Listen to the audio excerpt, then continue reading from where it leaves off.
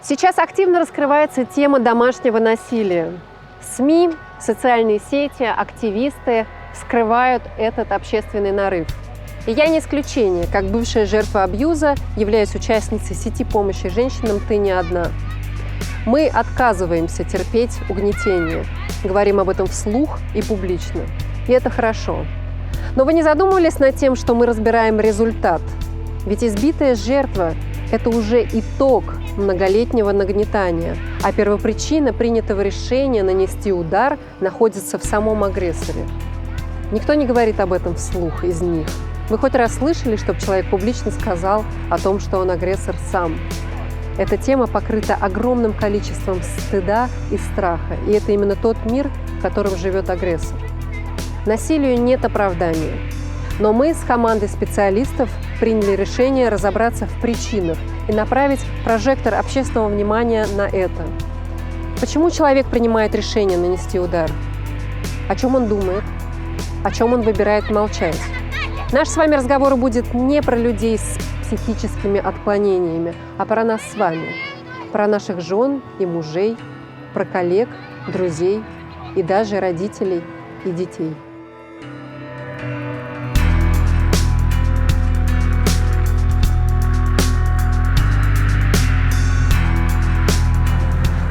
Андрей, спасибо большое, что согласились принять участие в нашей документалке. И я очень рада, что есть такие центры, которые занимаются тем трудом, которым занимаетесь вы. Не могли бы вы поподробнее рассказать про ваш центр «Альтернатива», чем вы занимаетесь, какой ваш род деятельности?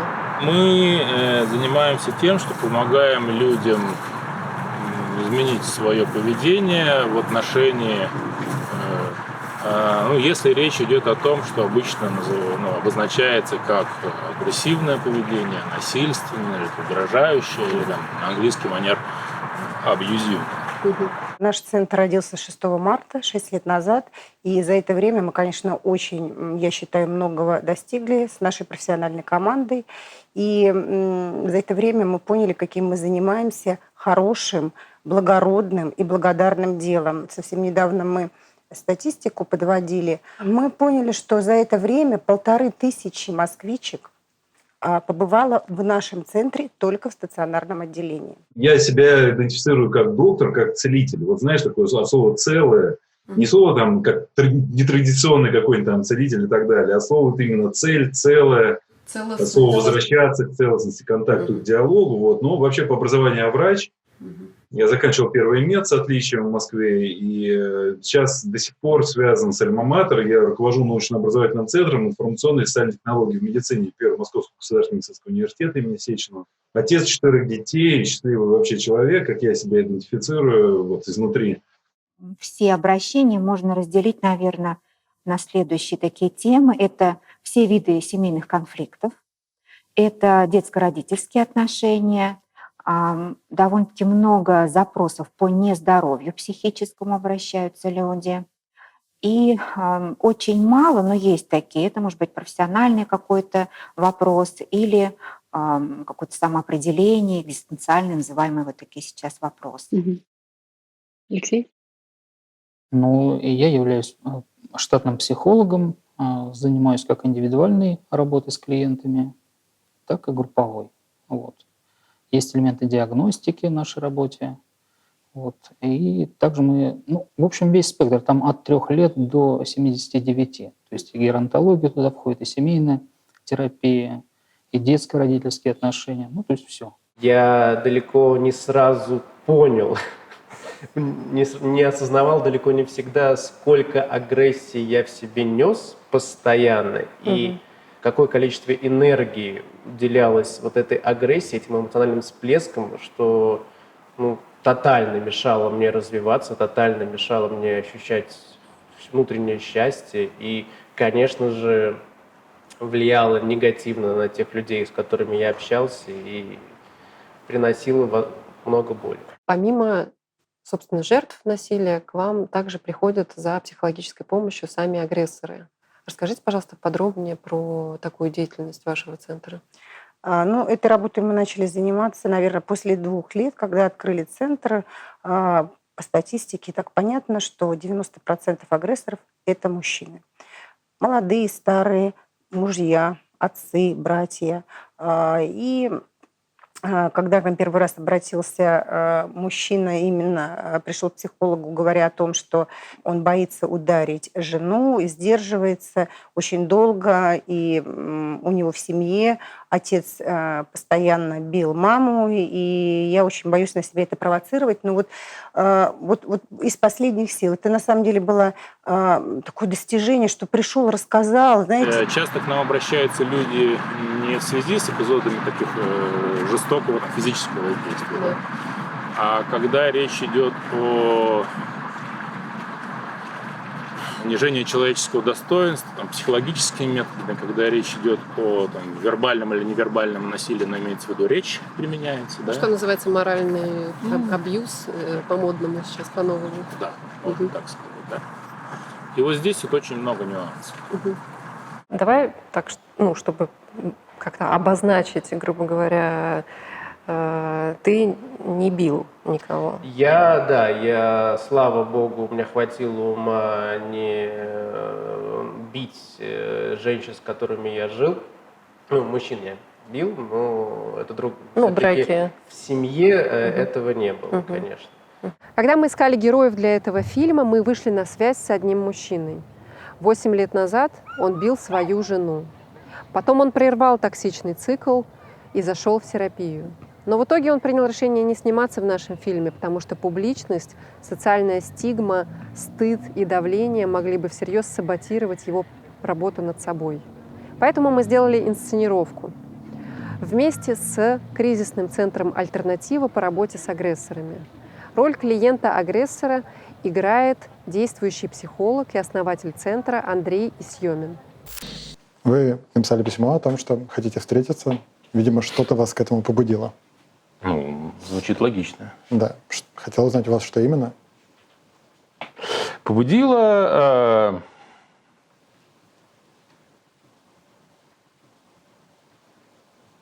был не совсем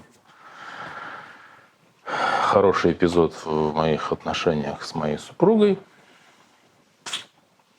Я сейчас нахожусь в таком своеобразном поиске. Подумал, что, может быть, вы сможете мне помочь. Вы же вроде как центр, там у вас еще, кроме того, что вы консультант, там, вы психологи, да, если я правильно понимаю, конечно. Это значит, что вы специалисты в таких коммуникативных, скажем так, аспектах, да. Вот мне нужен такой специалист. Иногда человек в смятениях может к нам обратиться, не понимая, что конкретно происходит. И чувствует, что-то не так. Да, и поэтому, видя нашу вывеску, да, у нас как раз обозначено, что мы специализированная тема, центр, работающий с этой темой. Человек приходит к нам в надежде разобраться. А вы ищете в поиске чего? Какого-то, так звучало, как будто ответа? Или... У меня не получается донести до супруги свою позицию. Это критически важно. Я надеюсь, что у вас квалификация такая есть. Я готов организовать и оплатить вашу работу с тем, чтобы вы смогли моей супруге донести ту информацию, которая для меня значима. А решили прийти вы сами, чтобы так проведать? Как я сказал, плачу неплохо, но я должен быть уверен, что работа будет сделана. Смотрите, я думаю, что важно обозначить сразу, что мы работаем только с одним человеком. И обычно, да, пожалуйста, с одним. И работаем, я просто оплачиваю. И работаем, соответственно, с тем человеком, у которого бывают сложности с контролем агрессивного поведения. Это портрет моей супруги. Расскажете? Про портрет моей супруги? Про какой-нибудь случай, после которого вы решили обратиться. Если к нам человек приходит, мы сначала пытаемся восстанавливать все факты и действительно совместно определить, а если в его поведении, в его элементах его коммуникации или общения, которые он применяет, вот те самые насильственные действия, о которых мы говорим. Основная задача — это привлечь, собственно, агрессора к вниманию к самому себе. Понимаете? Привлечь его чаще всего через жену, потому что сами они не идут. Вот. В этом случае, например, я использую методику такую немножко смешную. Я говорю, пригласите мужа как эксперта по вашим недостаткам. Больны вы, да, согласимся. Он приходит как эксперт, чтобы сказать, какая жена. Николай, а если говорить про вот ваше обращение в центр, это откуда вы сам контакт узнали? Так супруга моя То есть, как дала зовут мне супругу? ваш телефончик. Что? Как супругу зовут? Катя? Катя. Катя дала вам телефон нашего центра. Да. Как вам кажется, она дала вам его просто так, или это было с чем-то связано? Конечно, у нее там есть своя линия поведения, там она оценивает, что еще можно сделать, чтобы, скажем так, меня вогнать в определенные рамки. Вот когда вы говорите, у меня создается такое ощущение, что как будто произошла какая-то ситуация, после которой Катя дала вам номер телефона, и вы пришли. Да, нерегулярно эти ситуации происходят. Сколько? Мы с ней живем уже года 3 вместе. Там, первый год я еще более-менее там ожидал, что она там, немножко там, не притерлись, что называется, да, сориентируется. А потом я понял, что она и не собирается как бы вот входить, что называется, стать женой там, вот. И ей регулярно на это указываю, она регулярно там отбрыкивается. Я предлагаю как-то вернуться к какой-то из таких ситуаций и, может быть, ее в каком-то смысле прожить здесь, обсудить. Там вы расскажете, может быть, я периодически буду если уточнять. мы обсудим конкретную ситуацию, вы потом сможете решить насчет контакта с Екатериной вашего? Нет, я смогу понять сам, что происходит, что произошло, потому что пока что я могу только догадываться, и мне немножко тяжело в этой ситуации. Это звучит разумно. Окей, когда давайте. Я не знаю, что происходит. Давайте я вам расскажу. Как привлечь мужчину? Как привлечь агрессора? Конечно, в первую очередь через женщин, потому что мало мужчин, которые хотят этого сами. И тут помощница только женщина. То есть первое, что надо, вот какая специфика, это услышать мужчину. Услышать, почему он это сделал. Безоценочно, просто услышать, почему, как бил, куда бил, зачем бил. Все, вот собрать все. Вы выходите из машины, заходите в подъезд, поднимаетесь. Да, прихожу, открываю дверь. Сами открываете? Да, открываю дверь, захожу. Что видите? Ничего не вижу. То есть темно в коридоре, тихо. Ожидали, видимо, что-то другое. Конечно, а как вы думаете, приходит мужчина домой, уставший после такого сложного дня, что ему хочется? Что происходит затем? Да, я слышу, что там в комнате что-то, какой-то звук. И я включаю свет, раздеваюсь, открываю дверь в комнату, вижу, Катя сидит перед зеркалом. Она красится. Такая вся уже разодетая. И почему-то в этот момент мне показалось, что это она не для меня разоделась. Вы заходите в комнату, видите, как Катя сидит за своим столиком и, условно говоря, красится. И что происходит затем? Я просто молча разворачиваюсь и ухожу. Поскольку так мало закипел в этой, дверь так прихлопнула за собой довольно громко. И пошли. Вы хлопаете дверью. Пошел на кухню. Идете на кухню. А Кате, видимо, очень нравится, скажем так, горячая фаза наших отношений. Она выбегает из комнаты, и за мной там в припрыжку несется, кричит: куда ты пошел, что ты хлопаешь дверями, какого хрена, опять же, там меня чуть не в спину толкает, требует, повернись, я с тобой разговариваю. Ты хочешь поговорить, поговори со мной в глаза, смотри, что ты там меня игнорируешь. И я чем дальше, прям спиной чувствую, чем дальше я все-таки еще пытался уходить, чем больше чувствую этот наплыв сзади, прямо на меня.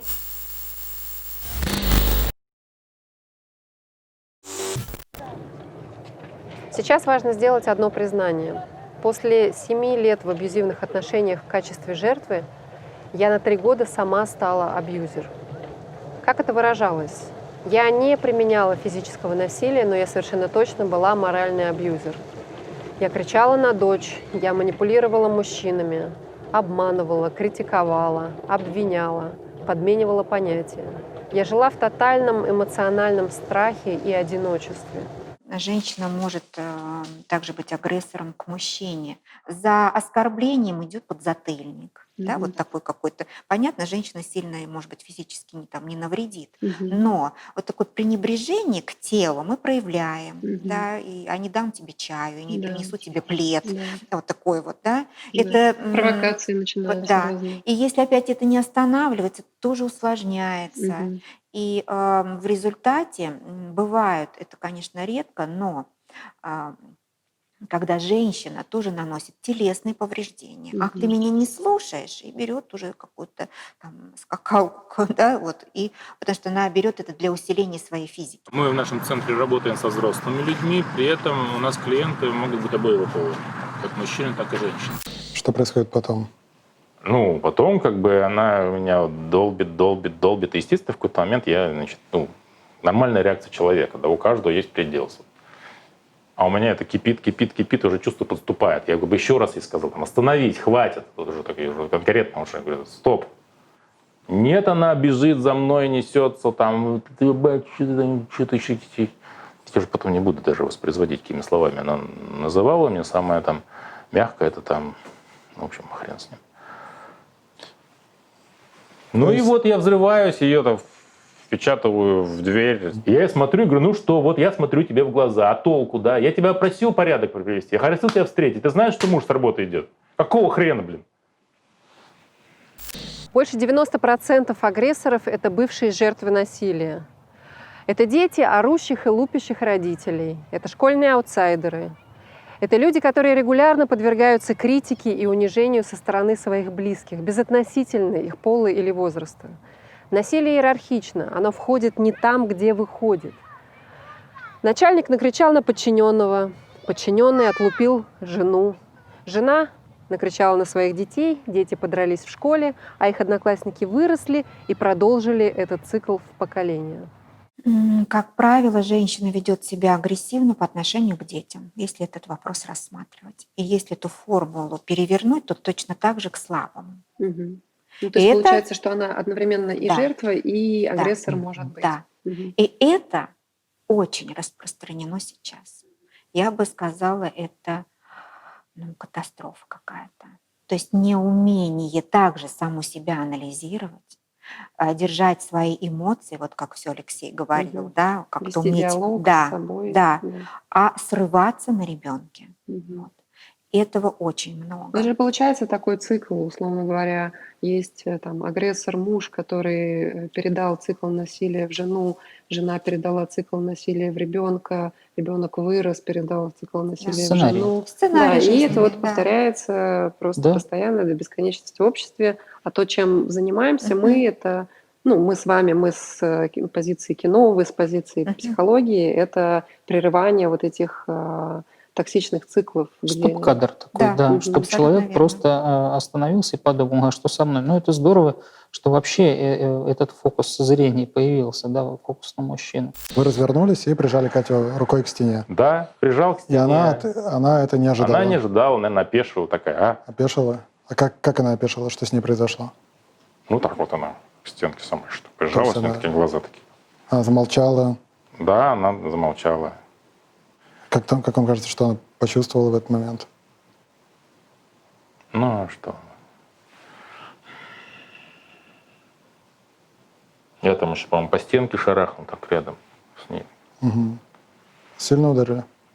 Ну, ударил, поскольку не по ней, а по стенке довольно сильно, но она потом сползает по стеночке и, скуля,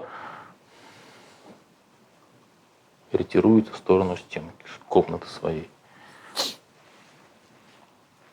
Вы когда про это рассказываете, так знаете, что вы так замираете, и вам не просто про это рассказывать. Ну, я же с самого начала вам сказал, что у меня не получается ей донести, да, поэтому мне нужен человек, который выступит в роли посредника, который я вам продиктую то, что я хочу, а вы ей перескажете, но спокойным языком, потому что она меня доводит, я, естественно, взрываюсь, все-таки я, мужик взрослый. Ну, вы знаете, все индивидуально, и люди к нам обращаются разные, на разных этапах, скажем так, осознанности, в том числе своего поведения. Для кого-то первая ситуация, когда он сорвался, там, накричал на близкого человека, уже является значимым символом, что что-то менять.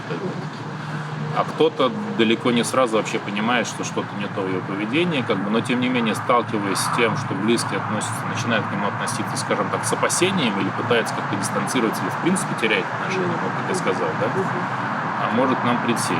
С близкими бывает мы настолько близки, что они могут не заметить, как у них накопленный какой-то набор обид, может там на тебя выплеснуться. А если это вот пространство эмоциональной безопасности, как в твоем случае произошло с групповой терапией, то в этот момент возникли силы и ресурсы вообще посмотреть такой проблеме в лицо. Да, и очень важно, что я это сказал не про себя, а я это озвучил кому-то.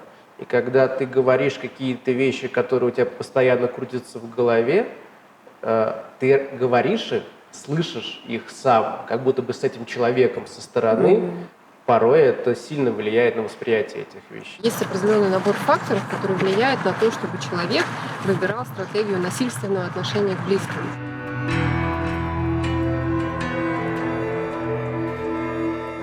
Мужчинам гораздо в большей степени вменено, в этом смысле от них ожидается это более агрессивная позиция.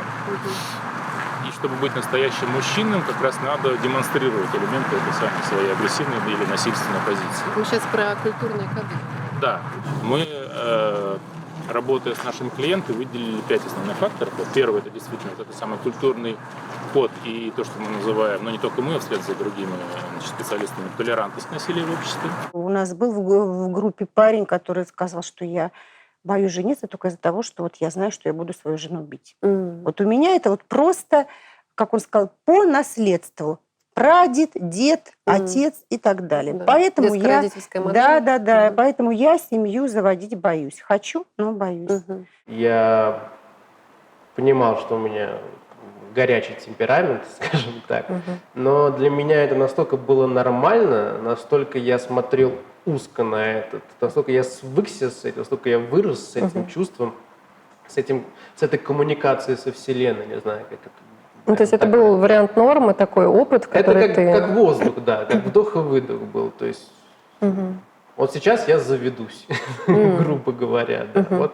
Вот тут. И это же тоже колоссальная подпитка энергии. То есть когда ты даже, не, грубо говоря, отдаешь свою волю этой энергии, и она тебя подпитывает. Да. У тебя нет необходимости прибегать к каким-то другим внутренним силам. Рычагам. Да. Конечно, что внешняя среда, то же самое общество транслирует мальчику с детства. Вася, давай не будь как Люба, чего у него не развесил? Ну-ка, давай слезы утер. То есть что внушает общество Васе? Запрет что на Вася печаль. и не имеет права эмоции проявлять. Да. Вася почему-то все время должен быть сильный. Чем дальше Вася растет, общество начинает на него насаждать, значит, Васятка у нас обязательно должен. То есть он не может, он должен содержать семью, выполнять эту какую-то маскулинную роль. Мы сталкиваемся с проблемами развития, становления себя, с огромным полем психологии, которая, там, мотивационной, которая говорит, что ты должен быть другим, что ты обязан быть другим. И вот здесь возникают везде сложности с этим, да, потому что, а почему так? Вот. И неужели, пытаясь постоянно как бы проявлять не себя во внешний мир, играя в какую-то роль, в какой-то образ, я смогу каким-то таким образом реализовать себя? Вот здесь есть фундаментальная проблема, которую я лично вижу и с которой, я считаю, правильным работать в первую очередь. А второй фактор, тоже достаточно значимый, это то, что касается личного травматического опыта каждого человека. Детско-родительский? Не только. Очень может быть разные эпизоды. Естественно, там много идет из семьи. Опять же, если в семье было насилие, и если дети были свидетелями этого насилия, то это очень мощно влияет на неокрепшую душу, скажем так, и закрепляет определенную боль. При этом, если мы говорим про мужчину, то мужчина, которым, в общем-то, опять же, согласно культурному коду, не дозволено активно проявлять свои слабости, свою печаль, слезы и так далее, то для него скорее свойственно консервировать эту боль. И со временем она начинает нагнетаться, скапливаться. Да, и большую часть сил человек вынужден тратить сознательно или бессознательно на контроль вот этого того, что внутри сидит. и у него меньше остается ресурса на сдерживание, на контроль своего поведения. И плюс ему еще и говорят о том, что вообще-то это нормально. Что если ты там, если что-то, это... Двинь там. Да. И если не ты, то тебя. То есть вот эта вот модель культуры насилия или конкурентной, он как раз и подталкивает, опять же, всех участников конкурентных отношений к тому, что надо побеждать за счет других. Мне это нормально, мне это свойственно. Я каждый день это на работе. Вот эти все понты я вижу на работе, да, и там все спокойно проходит. У меня это освоено, у меня это происходит, часто бывает. И либо тебя, либо ты. Она хочет в такую же игру играть дома. Вот нахрена? Это часть человека, это его корень как бы с такими отростками, понимаете? И для того, чтобы что-то там менять, да, ему, и сначала надо признать, да, это один из факторов. Вася не чувствует, что у него есть какие-то другие способы, кроме как дать сдачи. Потому что если у него происходит, например, какой-то буллинг, травля в школе, что говорят Васе родители, когда Вася пришел домой? Ты что, сдачи, что ли, дать не мог? Папа ему говорит, я тебя на бокс отдам. Ты что, размазня? Это стандартно. Я пример приведу. У меня вот сынишка, старший из младших. Я смотрю за одним мальчиком, не пускает его во двор, не хочет с ним общаться. Я говорю, почему, вот что такое происходит? Мы с ним отошли в сторону. Он говорит, вот с ним, говорит, другие мальчики не общаются, они бьют его. И я, говорит, вот не хочу как бы с ним взаимодействовать.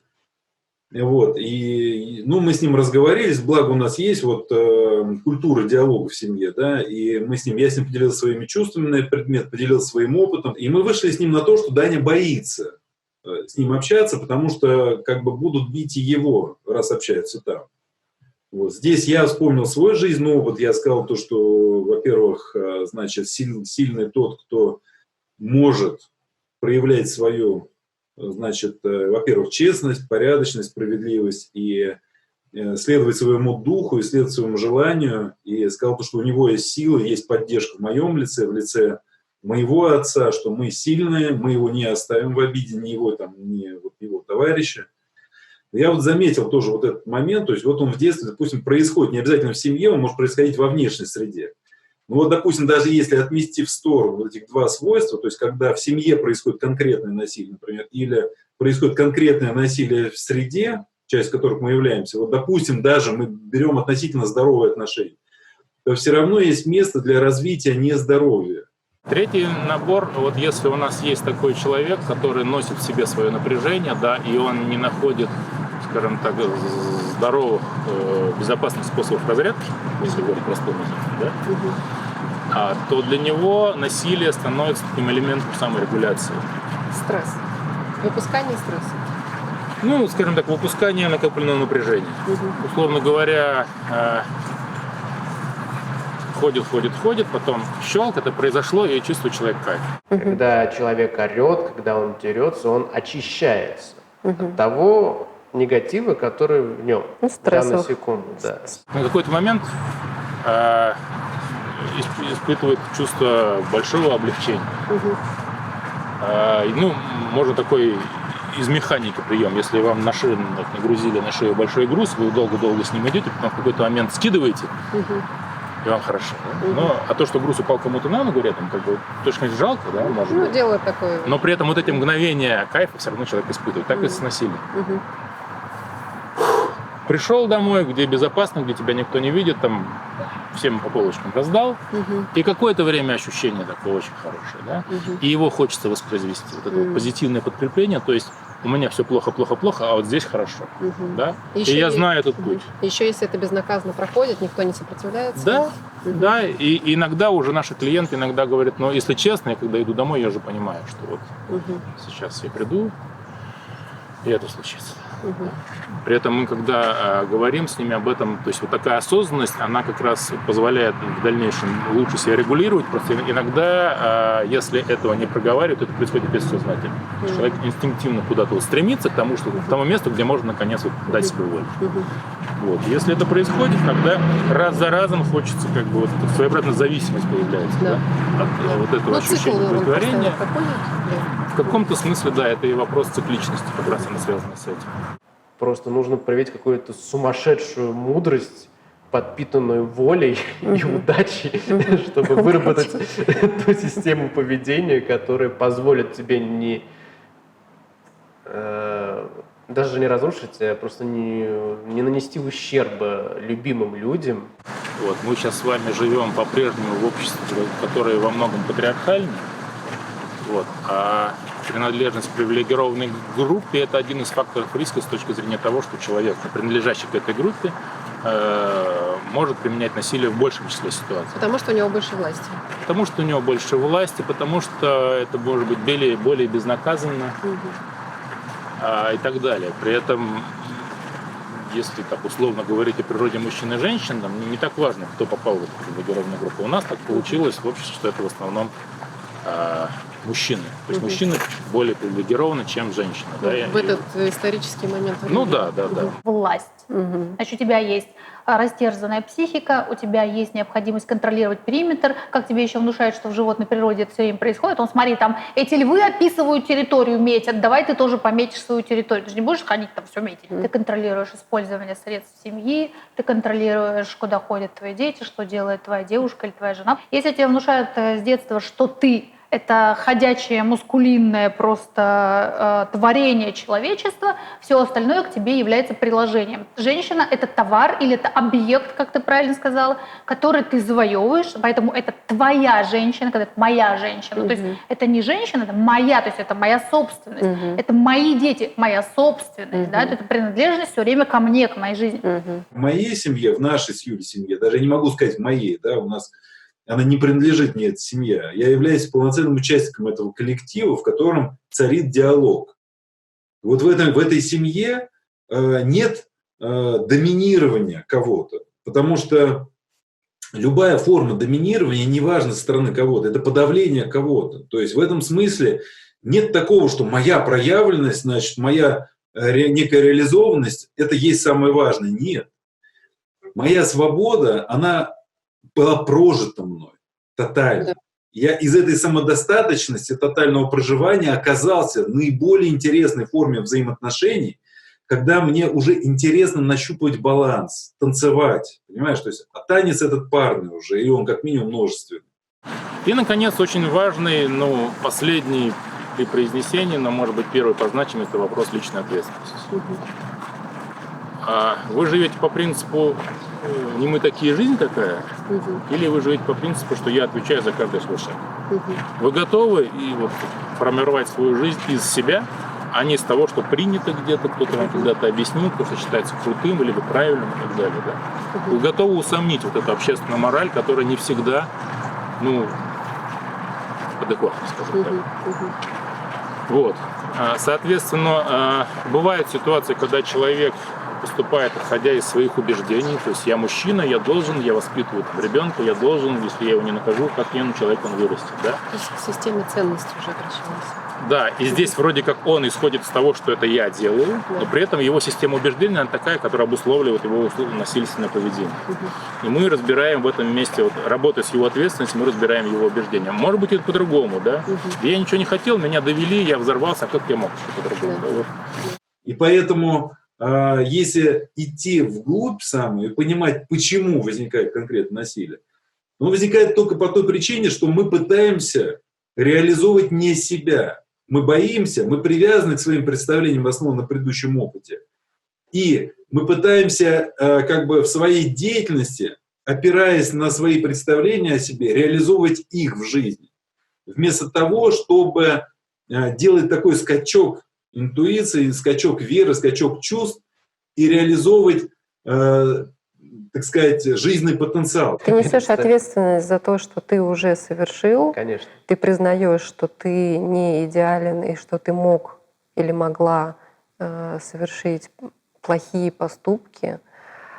Ты выбираешь такого не повторять, потому что ты делаешь для себя выводы, что такой способ взаимоотношений с миром не надо делать. Хочешь быть сильным, практикуй ненасилие. Знаешь, такой буддийский канон, основа такого буддийского и даосского взгляда на мир, такого прямого контакта. Хочешь управлять миром, откажись от управления миром. Что вы почувствовали, когда сейчас, когда вы про это рассказываете, про то, что у вас был конфликт, вы прижали рукой, не знаю, все вместе. Катю к стенке, ударили по стене. Я слышу, не знаю, и злость, и жалко ее. Просто вспоминаю, как она сползает и уползает как-то... Во-первых, спасибо вам за откровенность. Я вижу, что вам не просто про это рассказывать. И это явно требует от вас таких больших усилий. То, что я предлагаю, это совместную работу, в которой мы с вами вместе найдем альтернативный способ выражать свои эмоции. Мне важно, чтобы она знала, что я не хочу ее терять. Но в то же время то, что происходит, это ни в какие ворота. Но вот когда вы сейчас про это говорите, это явно звучит не так, как это звучало неделю назад.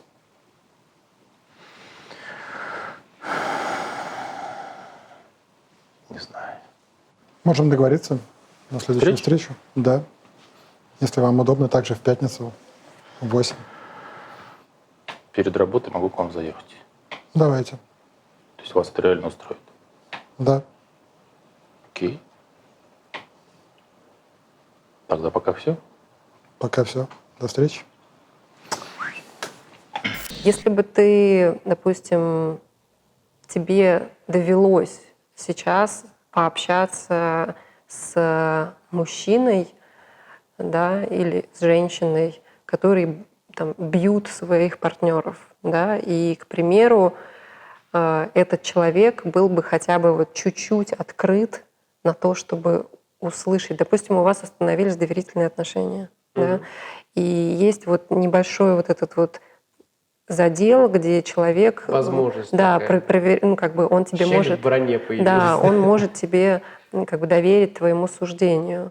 Что бы ты мог сказать такому человеку в его ситуации? Я не знаю, что именно я бы сказал. Я знаю, что точно это нужно делать с любовью и тотально аккуратно. То есть все те люди, которые привносят насилие, внешнее, внутреннее, там, какое угодно, они же на самом деле дико обиженные люди. Это же не просто так выросло. Это очень несчастные люди. И почему до многих невозможно достучаться?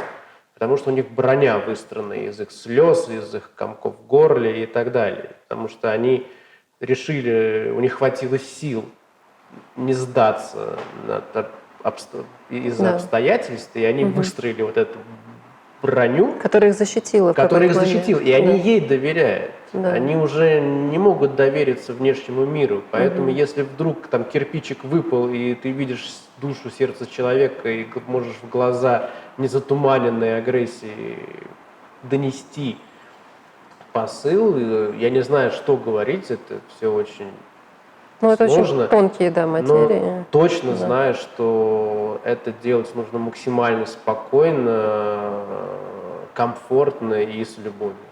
Но нужно сказать, что вот мы всегда говорим женщине, ты не одна, да, когда, если ты пострадала от насилия, и тебе нужна помощь. И агрессор это может быть мужчина или женщина, да, конечно. Мы также говорим, вы не одни, мы поможем, наши психологи подберут такую терапию, психотерапевты, клинический психолог, просто наши специалисты по работе с семьей. Есть те, которые, вот, это я считаю, маргинальные личности, которые не боятся, хвалятся этим, но они когда за помощью не придут. Либо клиника. Да, или клиника, совершенно верно. А вот абсолютно нормальные люди, но у них есть вот этот вот червячок-монстр, они боятся об этом говорить. Поэтому приходите, мы поможем. Во-первых, мы будем долго разговаривать.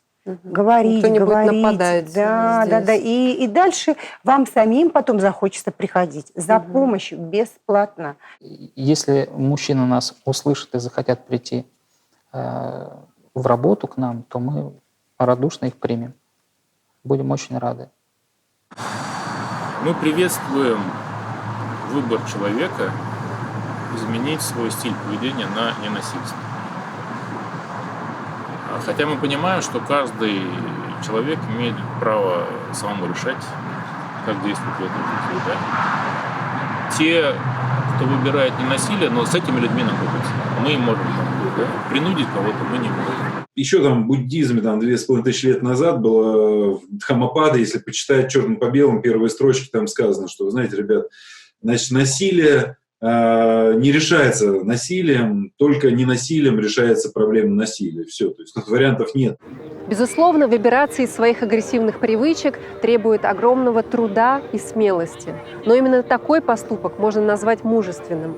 Путь от насилия к ненасилию полон неожиданных открытий, поворотов, а также принятия своей уязвимости. И как ни парадоксально, но абьюзер прежде всего разрушает себя. И как показал наш фильм, есть способы взаимодействия с такого рода проблемой, и у людей получается. Давайте вместе менять этот культурный код. От этого зависит жизнь нашего общества и будущее наших детей. Если вы хотите двигаться в сторону ненасилия, то нам с вами по пути.